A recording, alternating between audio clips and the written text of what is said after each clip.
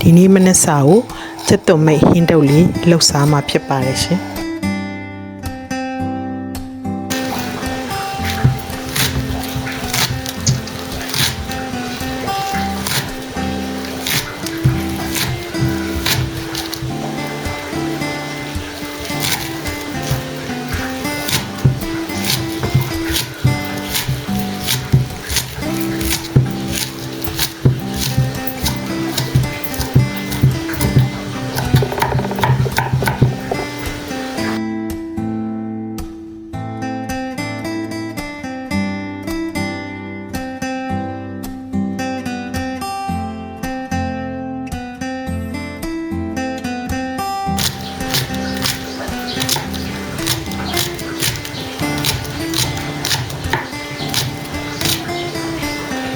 အိမ်မှာ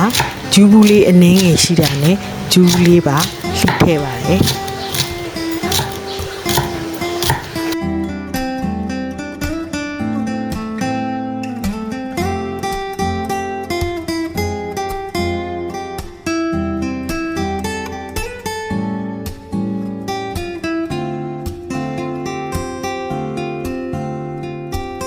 လှီးထားတဲ့ကျက်သွန်မိတ်တဲကိုဆန်မုတ်3စုံခွဲနဲ့ကောင်းချင်းမုတ်1စုံခန့်ထည့်ပါတယ်ရှင်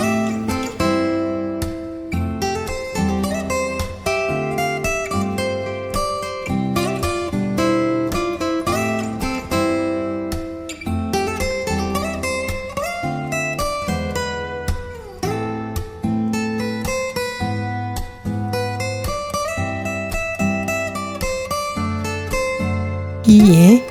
စားနှင်းငယ်ရတာမဟုတ်အနေငယ်နဲ့စီတစုံခွဲခန့်ထည့်ပါတယ်ရှင်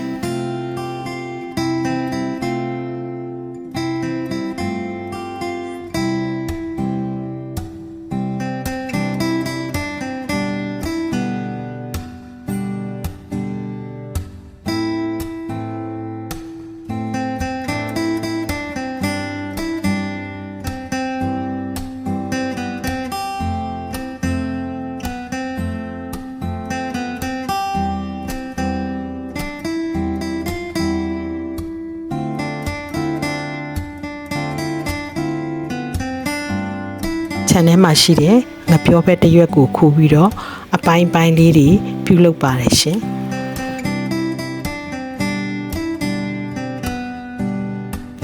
ငပြောဘက်တွေကိုရေနဲ့တေချာစွာဆေးကြောပါတယ်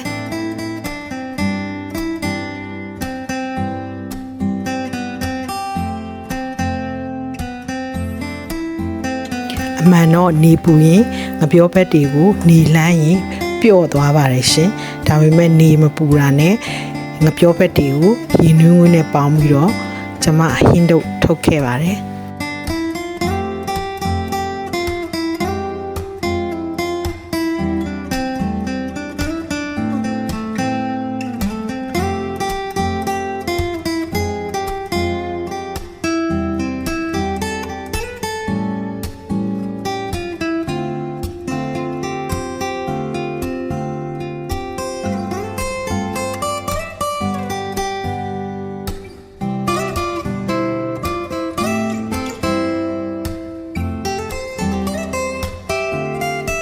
ကျက်သွန်မဲ့ဟင်းတုပ်လေး8ထုပ်ရပါတယ်ရှင်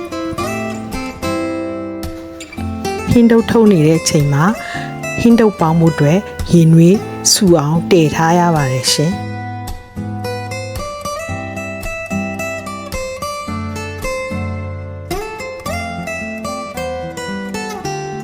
ဟင်းတုပ်နဲ့ကတ်စားဖို့တူဟူးကောင်နည်းနည်းလေးကြော်လိုက်ပါသေးတယ်ရှင်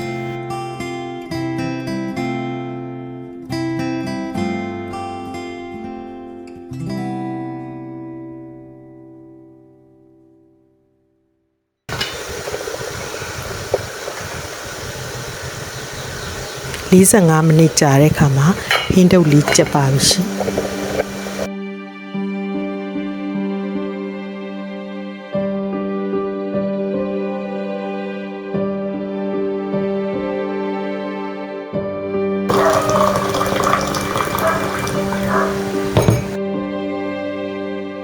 ကျမရဲ့လွယ်ကူမြန်ဆန်တဲ့ဟင်းတုပ်ပူပူလေးပါ